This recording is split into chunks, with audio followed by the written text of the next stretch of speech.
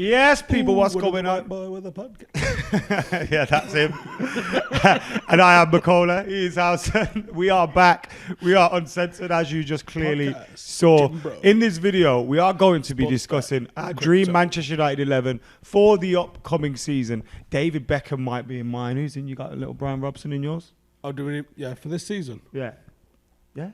All right, then. Ronald he is G. out here on pre-season Ronald tour. G. Yeah, what? He's out here on pre-season tour, Robbo, so Yeah. he might be available. Yeah, he's gettable. Bring your boots, lad. Man who's injured. Do a shift. So we'll be getting stuck into that a little bit later on. We'll be talking about all things tour. But first up, I want to kick off. Let's keep it topical. Rasmus Højlund at the moment. We're hearing at this minute that there's PSG interest. Højlund could have agreed personal terms with them as well. What do you think this is? Is this pressure on Manchester United to get the deal done by his team? By, you know. I think Paris Saint-Germain need a striker because I think Real Madrid's going to be taking theirs.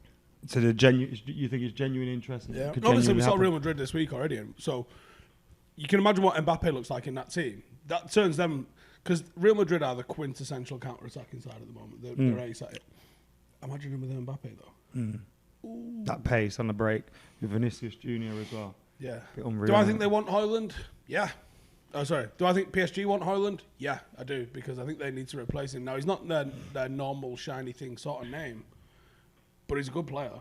And he is a bit unproven, but they got a lot of talent in the squad that would help him. And yeah, seemingly United aren't getting the deal done. If Paris managed to flip, look, Paris is going to save 180 million by selling him if they sell Mbappe for anything. Yeah. Do you know what I mean? So they got to pay him 80 million in September as a loyalty bonus. Hilarious. No, and if they'll get 100 million. Someone will pay 100 million for Mbappe. Do you think Mbappe leaves PSG though? Yeah, I think he's going to Madrid. No, but the talk at the moment is he's agreed to join Real Madrid at the end of the season. So what I mean is by that, do you think he'll leave this summer and they'll get a transfer fee? Because they've agreed that deal, they accepted the fee from the Saudi club, didn't they? He's said he don't want to have talks with them.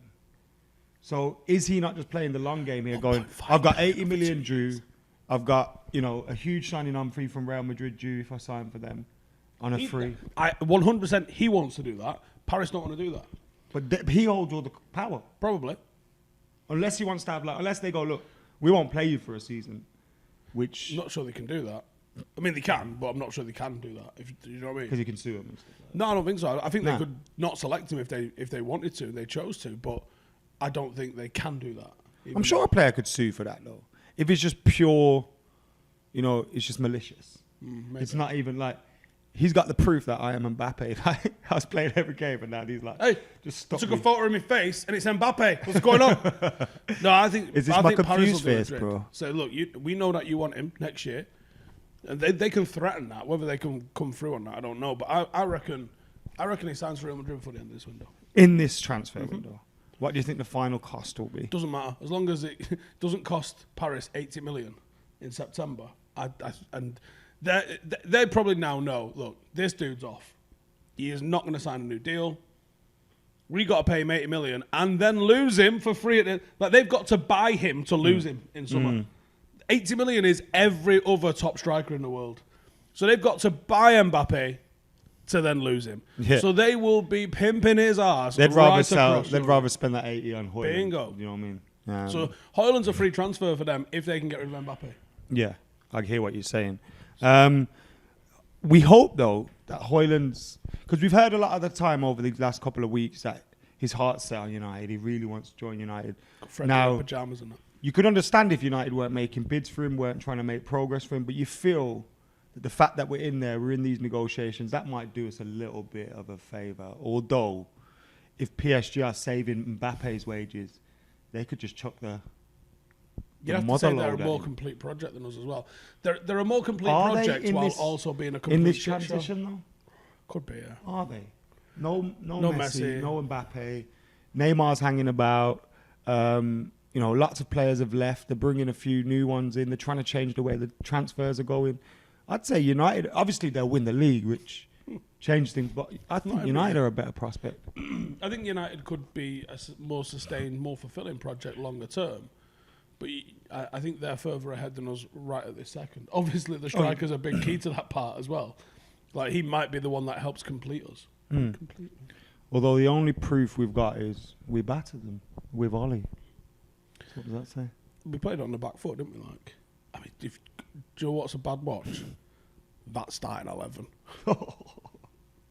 Was that back 5? Like Eric Bayer, right back. We had Chris Smalling out there. Like Ashley Young. It was horrible. But it was a great night. What a mad night. It was one of my best nights in the last 10 years. I'd only just moved into the studio. Oh, yeah. Just dashing chairs off all over. Broke something, didn't you? Ooh. I watched it with Ryan Giggs in South Africa, which was mental. Because Ten Hag the day before beat Madrid, didn't he? That was the night before. Oh, yeah. So we watched that game. And then we watched United stage that comeback. It was unreal. Absolutely unreal stuff. Would have been obviously better to be there, but bloody hell. That is probably up there in terms of, I know we're going a bit, last 10 years outside of the trophy list. As a moment, oh my goodness, yeah. Shout out to Aditya Reds' video as well, because if you watch that and have no change in your heartbeat, you're dead inside. He's so good at this, What a video. He's so good at it, yeah. Guys' Paradise is putting over as well. Yeah. And it's the symphony one, like, you know, with the violins and shit. It's so good. Yeah, it's very, very good. What else? Sofiane Amrabat. Talk about him happening. What do you think about Amrabat, Steve? Ooh, another white boy with the podcast. What do you think about Go Amrabat? play that tune on YouTube. Yeah, go play it. What do you think of Amrabat? I like him, and I think I did a video a couple of weeks ago looking at how Amrabat fits in, and then what we saw against Real Madrid, you go, right there, that's where how Kobe Amrabat started. fits in. Bruno moved over to the right, Mount taking up that central position, Casemiro alongside another more defensive-minded midfield, more combative sort of all action. Now, Kobe Mainoo was putting himself in that role. He's been sensational on pre-season, but then he gets injured, so unfortunate in terms of the timing of that. And we bring Christian Eriksen in, and I know for absolute certainty that Ten Hag didn't want to be bringing Christian Eriksen on to test out this really robust sort of defensive transition formation. And I thought Real Madrid was such the perfect opportunity to do that as well, because they've got so many threats. They push some, they play counter-attacking football, but when they do get forward, it's every bastard by the keeper. Mm-hmm. So it's a really tactically interesting proposition to try and come up against Real Madrid. Now, the first goal's offside. Miles offside. But Jesus Christ, did Jude Bellingham just display all the 5-star fantastic to touch be able to get that in the back of the net. Second one's Maguire and Brandon Williams have took each other's position. Didn't that fella stink it up at Stoke and Newcastle or something like that? Josely. He's doing that. It's a bit disrespectful, isn't it? That's where you see that Mbappe playing down the middle for them does an absolute madness. Yeah. And yeah, there's a little bit of a mix-up. Cross comes in. He's pulled out an overhead kick. It's a friendly. We saw Anthony trying to do the Neymar control as well, didn't we? So people are fucking about a little bit in friendlies. And Joe, I wouldn't mind Anthony doing that if he'd have already scored and we weren't losing at the time. But because there was a chance he should have scored as well, and I thought, oh my God, you got to do better with that. I might start betting this year on how many Anthony blasts over the bar. I'm going for 3.5 again. It's because he goes for that little bend, doesn't he, all the time, and he just places it over a lot. It's low percentage. It's an absolute banger if it comes when off, it goes but it's in, low percentage. But it's predictable as well a little bit, I think. He needs to kind of chop it up. But then if you get the fullbacks running, as he cuts inside, if you get your fullback bombing on, and we saw from Aaron Wan-Bissaka. I'm going to change his name. Go on. I don't know what I'm going to change it to, but I'm going to change his name. I'm not calling him Wan-Bissaka no more. What should we call him? I don't know, but he needs a new name because he's a new player. That ain't the same guy that was like falling over his feet when he was trying to control. You know what I think it is? We went to see him, didn't we? Just before the cup final. We had a little chat. We got him on Paddock, and I think that's done it for him. Well, yeah, let's take the credit. Defo Ten Hag, but yeah. But I don't think I've ever seen a transformation of a player. Like, this isn't like... Tell people what we're talking about here, because there were a few bits where people were moaning about yesterday, but there were a few things that were very good. His on-the-ball play. So, the one-to-one defending. If I had to break down Wan-Bissaka as a player, I'm looking at his one-to-one defending is freakishly good. It might be the best in the world in terms of you face him up 1v1 as a winger, trying to dribble him, and you ain't. Right? Yeah. And there ain't a winger in the world that I go gets the better of him every time. He's going to come out on top against almost every winger in the world. 60% of the time, he works every time. Every time. Yeah. It's banned in 55 countries. Yeah.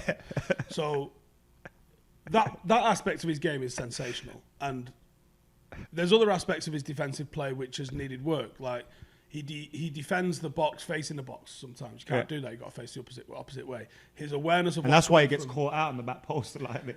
The awareness of what's coming from behind him when he's running towards the goal is because he hasn't turned around and had a look. And that's something that he's still got a little bit of. But the thing that was the most noticeable for him and the thing that pissed a lot of United fans off was because we was trying to be an in-possession team and possession broke down with him a lot of the time. It also didn't help we didn't really have a right winger. That would obviously help him because then he's got someone to hit to into the channel. But a lot of the time, like, he would just be like all fingers and thumbs trying to pass the ball. Like, he wasn't quick, his touch wasn't great, he didn't look comfortable dribbling it. You certainly couldn't ask him to play quick. Against Real Madrid, he's throwing back heels, he's pressed, and he's just knocking it round. And it's the quick, sharp touches to just manoeuvre the ball out of a little area that he wasn't very good at before. Roll it back 12 months, right? Or even 18 months, probably better. Roll it back 18 months. Manchester United are being pressed. He is the trigger. Yeah. That's the guy that... Do you remember last summer as well, so just before pre-season, where he was doing videos of him training and people kind of taking the mick out of him? Yeah, I was one of them because I was like, that's not very good. Like, I know what these drills look like with elite players, and that doesn't look great. So I've got to take my hat off to him, right? I've got to take my hat off to him, and I've got to say, he's done the work. He choked yourself there. Don't worry about that. He's done the work.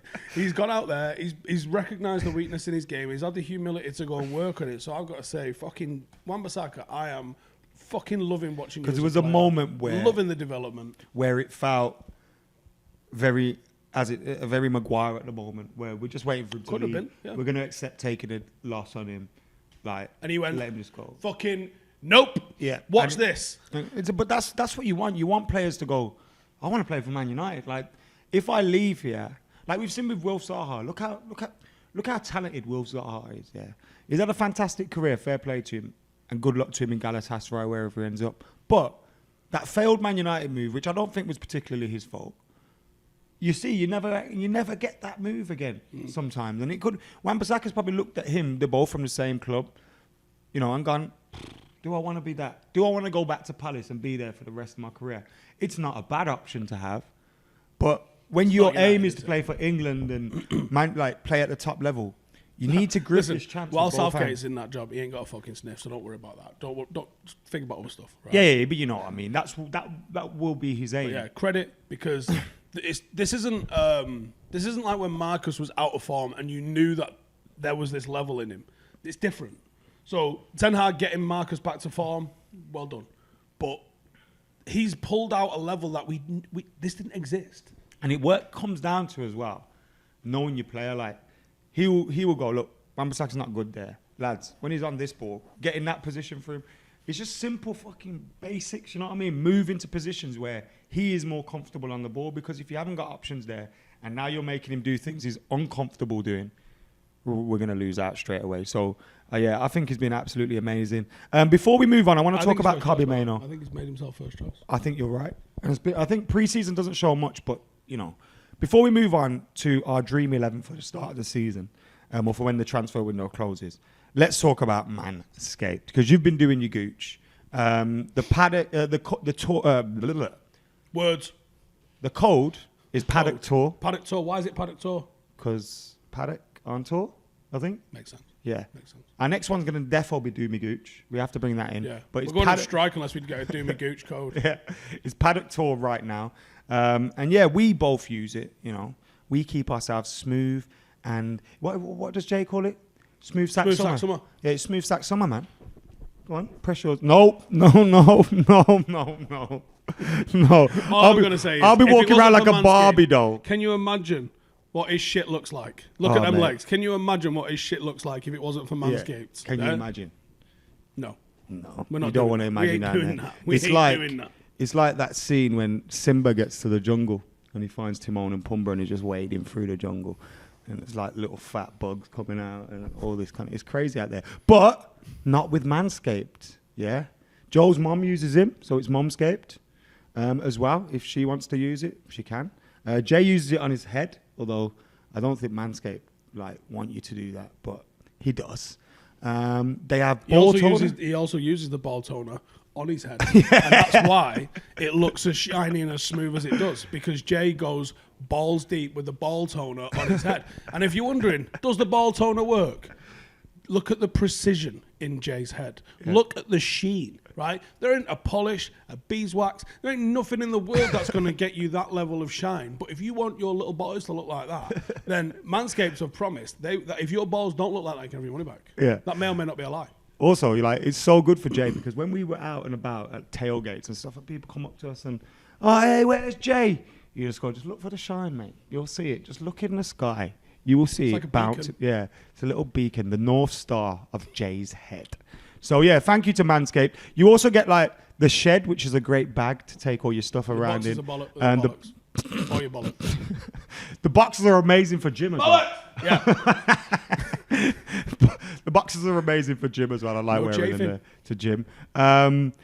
Just get stuck in, get involved, clean your downstairs, smooth sack summer. Make sure you look after all that, because you know what?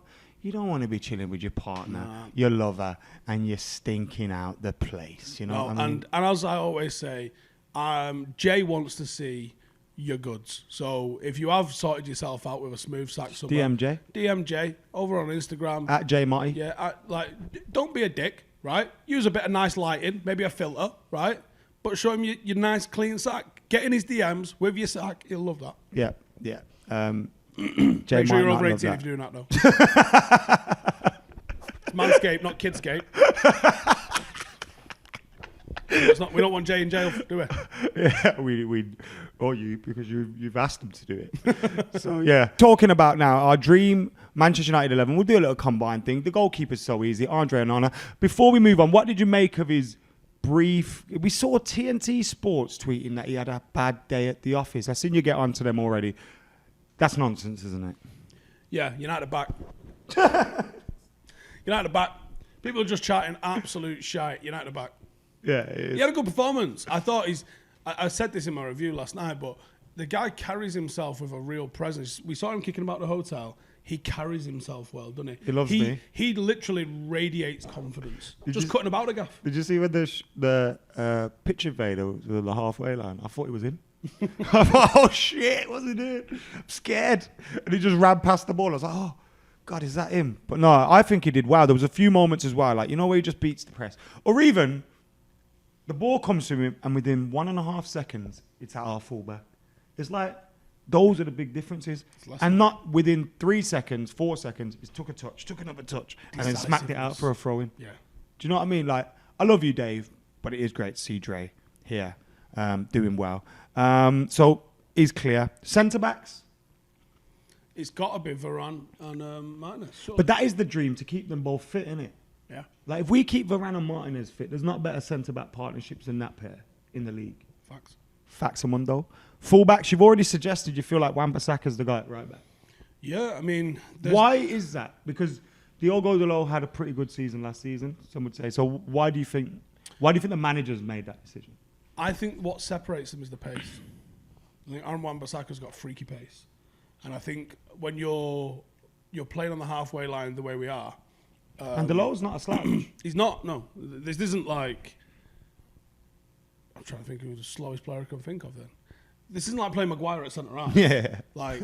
Shit. I didn't want to pan Maguire. Here we go again. But it's obvious, isn't it? He's fucking slow. So I didn't want to pan Maguire, but yeah, it's like playing Maguire at centre-half. That is a weakness. Yeah. Now, what you see is when you play on the halfway line, your fullbacks have got to be alert, they've got to be aware, because if a team goes over the top, quite often that over the top actually is an over the top switch to the opposite flank, because they'll have had a winger that they allow to cheat, that gets to stay high, that gets to stay behind the fullback who's pushed up to get involved in a build-up play. So you've got to have a fullback that's able to recover. And I think the recoverability of Aaron Wan-Bissaka just pips him. I think on the ball, weirdly, Dalot came and was amazing on the ball and shite at defending. And he went to Italy and he got shit on the ball and really good at defending. And I think he's in a bit of a weird spot at the moment. I think he's still reliable, and having those two as your options is a bit of a luxury. It probably doesn't help when you have so many different managers at a young age. No, I don't know. And all right, he wants me to play this way. No, Mourinho wants me on the left. Oh no, shouting at me. Yeah. Wait, you're my brain? What? Yeah. So yeah, I think Wan-Bissaka. Left back, obviously Luke Shaw. Yeah, it's got to be Luke Shaw. Central midfield. Obviously, Kobbie Mainoo has picked up an injury, and even if we expect him to be a part of the first team squad, he's not going to be starting games week in, week out. Casemiro in there? I don't know if I'd be so certain on that. I think the way he's played in pre-season, this isn't what we saw with Zidane and Charles. No, I agree with that, yeah. Because they were sort of coming on playing 45 and then dipping, and I think what we're seeing with him is different. I think it's a whole different level. I think he's going to be certainly a lot more involved than both of them two were this past season. We've also seen the manager try to protect him a bit, like he's pulled him out of a few commercial activities. He doesn't do interviews and things like that. We hate to bring him up now because of the situation, but we kind of did that with Mason. We acknowledged Mason Greenwood was an unreal talent. Let's protect it. It didn't work, really go to plan that well, but you know what I mean. Tried to protect him from the media and things like that. We're doing the same things with Kobbie Mainoo at the moment. Yeah. So I like to see Kobbie Mainoo play. But who alongside Casemiro in that midfield? See, I don't think we're quite at the level where we pick our 11 regardless of who we're playing. I think we tailor our 11 to who we're playing still. And I think Anfield away, Etihad away, probably even Emirates Spurs away, second game of the season. I just pick our fucking normal 11 to be real. Lads, it's Tottenham. Kobbie Mainoo in the 6, give Casemiro the night off, no problem. But I think like the likes of, I think Emirates, Etihad, Anfield away, I think you go with what we were trying to see last night. But Amrabat or a Kobbie. I think Amrabat alongside Casemiro. You move Bruno to the right. I mean, Bruno's work rate. Bruno's playing on the right wing. He made a fucking tackle in between the two centre-halves at one point in the Real Madrid game. That's why you have Bruno on his work rate is unreal. Yeah, unmatched. Unreal. What do you? I only seen a lot of Amrabat for Morocco. I can't lie. I've not watched much of Fiorentina in the past season. What do you think he can cut the mustard for Manchester? A million %. So because international football is different. Isn't it? Yeah, shite. Yeah, it's shite, but that doesn't take away from the fact that him, Hakimi, they really led that team, and him in particular was a little bit of a surprise. Hakimi, I think Hakimi's the best right back in the world, right? So that wasn't a shock at all. But I think he was a bit of a surprise package during the World Cup. And then you see what he's done at Fiorentina. Fiorentina, I think, have had the second most possession in Serie A. So people are looking at his numbers, and I did this when we first did a scout report on him. You look at his numbers and you go, they're not as good as I thought they were. But do you know what they match up to? Rodri's. And why doesn't Rodri have these amazing defensive numbers? Because they've got fucking 90% of the ball. Yeah. So he's dealing with the stuff that he has to deal with, but he's going to have to deal with far less than, say, Declan Rice would have had to deal with at West Ham. Therefore, the numbers are skewed. So I think there's a bit of that happen with Amrabat. Now, from what I've seen, and I'm trying to focus this as much on how I see him play at Fiorentina, he probably wouldn't be the deepest back permanently now. I think he could fill in that. We saw that a little bit at the World Cup, that he could probably be a single pivot and be the main guy that does as an alternative for Casemiro. Yeah, but I think that's what he's here to do. I think he's going to play sometimes as the alternative to Casemiro and sometimes as the partner next to Casemiro. And then when it's fucking Luton at home, he's got his feet up. Or he's playing instead of Casemiro because only one of them needs to play. And Kobbie's playing. Or something like, you know what I mean? Like, yeah, so I absolutely hear. And then Eriksen could come in for some games where we're on the front foot a little bit more and need those passes. Maybe when we're facing a low block, someone's got 2 banks of 5. And suddenly we've got options. Yeah. Hear ya. It's not McTominay Fred. How does that front four look? Paris Saint-Germain away, we're playing McTominay Fred. It's fucking Cheltenham in the cup, we're playing McTominay. Like, do you know what I mean? It's just the fucking same. We get options. How's that front four looking then? Because you've just mentioned Bruno's occupied a position on the right at times. You'd assume that's temporary, but then you've got Mason Mount, Marcus Rashford. It's a flexibility. It's again, yeah. We commented that yesterday when we looked at the front four. Like, you could picture any of them popping up in all the other positions at any given time. Garnacho could do anything. Anthony, we've already seen, can do a bit more. Obviously, favours the right. He could probably play down the middle if he wanted to. Couldn't cut inside then much, could he? Yeah, so obviously that front four is looking very flexible. You've got the likes of Garnacho as well, who's a year on. Do you think he'll still occupy that same substitute role that he kind of had, where tactically it was made sense to have him like. He's a tempo changer. Yeah. Because he don't give a fuck. I think he's such a brave player that he's so direct that it doesn't matter who he's playing against. It doesn't matter what the circumstance is. What's the Champions League final? Gives a fuck. Give me the ball. And I like that. It's a great quality for a young player to have, and it carries them a long way because they've had it their own way for so long that sometimes they come up against playing like Premier League opposition. They don't get it all their own way, and it can rattle them a little bit, but it ain't rattled him. And he's just kind of gone, so what? And he's getting better. Like we saw him, the finish wasn't quite there against Real Madrid, but we saw him just fucking doing what he wanted almost still.